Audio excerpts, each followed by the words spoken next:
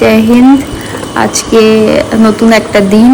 যাই হোক, কালকে অনেক বৃষ্টির পরে আজ সকালে যখন ডিউটি যাচ্ছিলাম দেখলাম রাস্তাঘাটে কোনো জল টল নেই।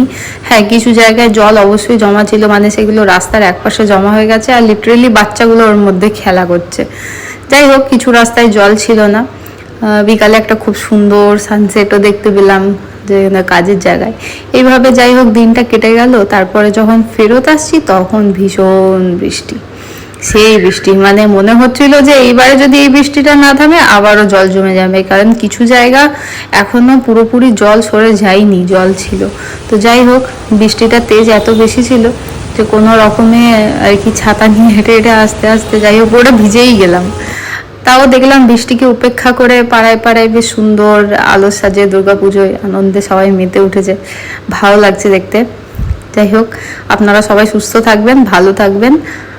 আবার পরে একটা ভিডিওতে দেখা হবে। নমস্কার।